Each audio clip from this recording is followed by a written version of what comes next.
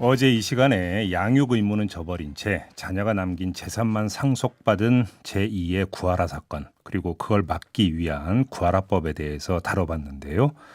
자, 오늘은 일터에서 열심히 일했는데도 안전망이 갖춰지지 않아서 사고를 당하고 목숨까지 잃는 이 산업 현장의 현실을 들여다볼까 합니다.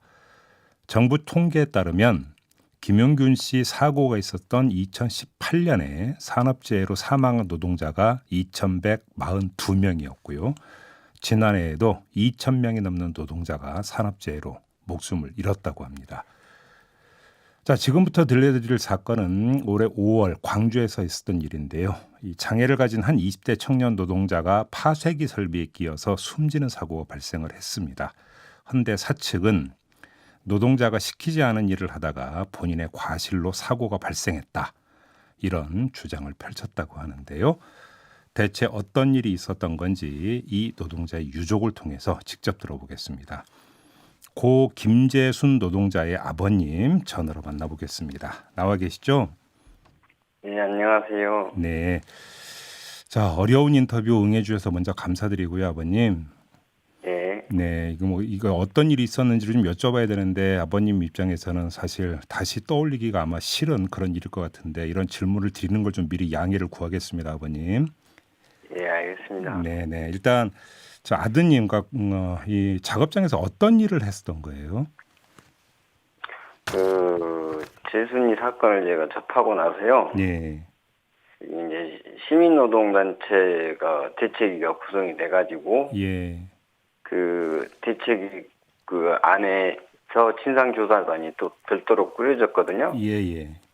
그래서 이제 조선우 현장에 설치된 CCTV를 영상을 확보를 해가지고 분석을 했더니 조선우드 대표가 주장하는 업무가 아닌 수지 파쇄기 가동 업무를 했더라고요. 파쇄기 가동 업무를.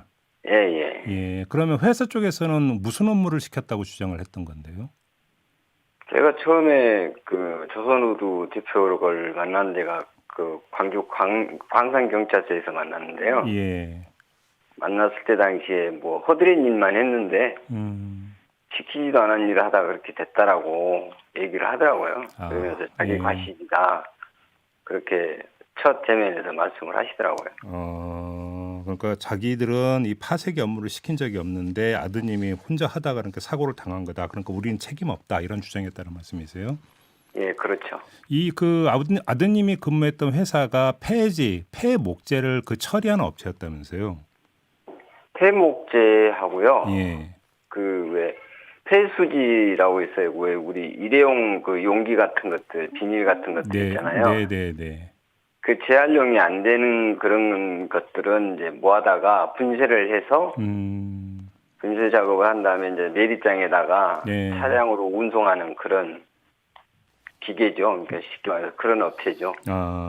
근데 이제 네, 바로 이제 그거를 그 파쇄하는 파쇄기에 끼어서 이제 그 변을 당하신 거고요, 아드님께서. 예, 그렇죠. 근데 이게 지금 이 산업 현장의 안전 문제이다 보니까 이걸 좀 안 여쭤볼 수가 없는데, 사실은 이걸 또 그러면 당시 사고 상황을 여쭤봐야 돼서 좀 난감하긴 한데, 이 CCTV를 통해서 좀 확인을 하셨다고 지금 말씀을 해주셨잖아요. 예. 이게 지금 어떤 상황에서 이런 변이 발생을 한 건지가 좀 궁금해서요. 그러니까 원래는 그 수지 파쇄기 자체가 굉장히 위험한 기계이고, 네. 반드시 난간 때나 그 어떤 상황이 발생됐을 때 그 기계를 수독할 수 있는 안전장치가 돼 있어야 당연한 건데, 그렇죠. 그런 게 전혀 되어 있지가 않았었어요. 이게 그러니까 파쇄기가 엄청나게 큰, 그러니까 그 아드님께 올라가서 작업을 하다가 이제 그 변을 당했다고 들었는데, 그럼 상당히 큰 거죠, 지금 기계가. 예, 그렇죠. 예, 기계가 어마무시하더라고요. 저 가서 봤는데. 예, 그럼 거기에 안전대라든지 여러 가지 안전장치가 있었는데 거의 없었다라는 이야기이고. 예, 아예 없었어요. 아예. 예. 그리고 이게 지금 정부 지침은 2인 1조로 근무하라, 이게 지금 정부 지침이잖아요. 이때 같이 일했던 분이 없었습니까?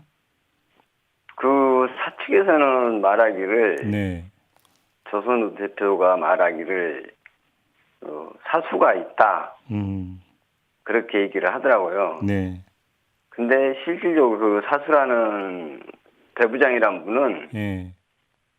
그 저희 진상조사에서 해보니까 알아보니까 조사해보니까 소속이 아닌, 그러니까 왜 그 지입기사식으로 아.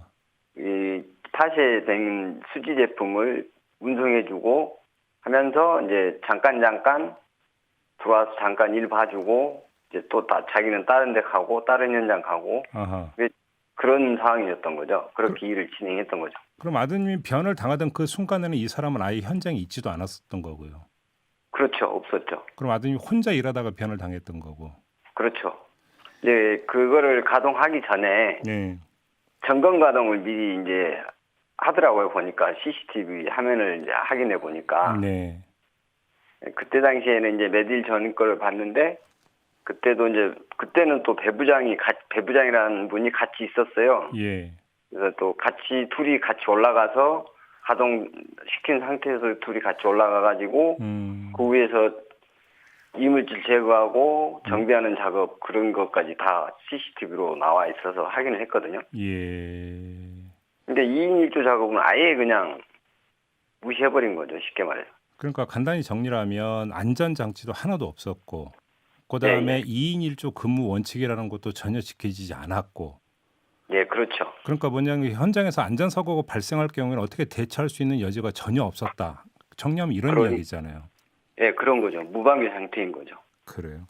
근데 이 회사에서 몇 년 전에도 거의 비슷한 사고가 있었다면서요. 그때는 이제 그 수지 파쇄기가 아닌 예. 목재 파쇄기. 목재. 예. 예. 그러니까 폐목재를 건설 현장에서 수거를 해다가 예. 그거를 파쇄를 해가지고 예. 이제 톱밥으로 판매하게끔 이제 중간 그 파쇄하는 그 기계가 있어요. 목재 파쇄기라고. 네, 네, 네. 거기서 이제 일을 하던 그 노동자분이 작업을 마치고 이제 뒤돌아 서서 오면서 그 컨베이어 벨트 예. 거기에 옷자락이 끼어서 질식사한 사고가 있더라고요. 아이고. 그러니까 이게 2014년에 있었던 일이라고 하던데, 그러니까 6년 예. 전에 이런 일이 있었는데도 지금 뭐 그 현장 안전장치 뭐 그 설치라든 이런 것들을 손 놓고 있었다는 얘기잖아요. 간단히 이야기를 하면. 그렇죠. 그러니까 이제 그때 이제 최순위 사건 때문에 고용노동청 이제 관계자분 몇 분 만나서 면담도 하고 청장님도 만나서 했는데 네.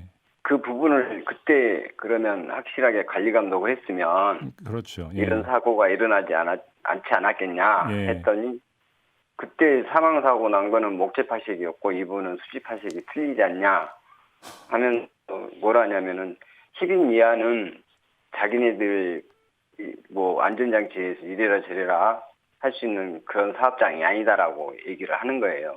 아니 그건 목재 파쇄기였고 이거는 수지 파쇄기라 다르다는 얘기가 어떻게 된가? 그게 성립이 되는 얘기예요. 지금 안전 문제는 똑같은 거지. 똑같은 건데 예.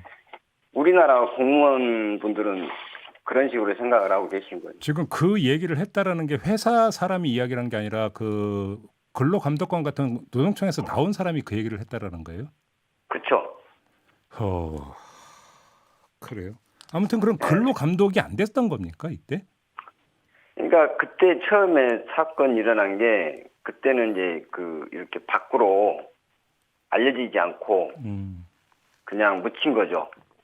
네, 요번에는요 그러면 아드님 요번에는 이제 우연찮게 노동단체, 시민단체에서 활동하시는 분이 그 길을 지나다가 네. 그거를 이제 그 사망사고가 났다라는 그거를 접했나 보더라고요. 예. 그래가지고 이제 이쪽에 이제 강상구 이제 이쪽 강주 몇 군데 이제 그 시의원이 정의당 쪽에 계신 분들이 계셨거든요. 네. 이제 그분들하고 시민 노동단체 분들하고 해가지고 긴급하게 이제 대책을 세워가지고 네. 이제 묻힐 뻔한 사건인데 이렇게 세상에 알려지게 된 거죠. 이 회사가 그렇게 뭐 규모가 큰 회사는 아니라면서요. 규모가 지금 현재 10인. 아, 노동자가 10명? 예, 10명이고 이제 그 조선우드 대표 명의로 돼 있는 다른 회사가 있어요. 조선물산하고 예. 조선자원하고. 예. 이제 우리나라 법은 그러잖아요. 한 사람이 법인을 여러 개 이렇게 쪼개서 할 수가 있잖아요. 그렇죠. 그러니까 그것도 하나의 문제점일 수도 있는 거죠. 아무튼 근데 이 그 아드님께서 변을 당한 이후에 회사 쪽에서 무슨 뭐 조치나 설명이나 이런 거 내놓은 게 없었습니까? 전혀 없어요. 지금부터 그때부터 시작해서 지금 이 순간까지도 자기 잘못은 없고 예. 재순이가 시키지도 않은 일을 하다가 자기가 할 줄 알아 죽은 거다. 70일 만에 장례를 치렀는데 네. 치르고 나서 9월 말쯤인가 그 조선우드 대표 측에서 저한테 연락이 왔어요. 예. 그래서 만나자고 했는데 예. 뭐 그 조선우드 대표님하고 저하고만 만나기로 했는데 처음 만났을 때 예. 근데 이제 그 부인 되시는 분하고 같이 동행을 해서 예. 뭐 재순이하고 같이 주로 많이 일해서 뭐 사죄도 할 겸 사과도 드릴 겸 인사도 할 겸 해서 같이 동행해서 왔다고 그러는데 예. 하시라고 그랬더니 뭐 자기네들 힘든 것만 생각을 하지 유족이나 대책위한테 미안하고 죄송하다는 생각을 안 하는 사람들이에요. 아예 생각 자체가 없는 사람들. 그렇군요. 지금 소송이 진행되고 있다면서요. 판결이 언제쯤 나온대요? 이게 원래는 이제 1심이 선고 일자가 재판 일자가 23일이었었거든요. 이달. 네. 그럼 이미 지났네요. 네. 그러면. 예. 근데 이걸 이제 그 조선우 대표가 예.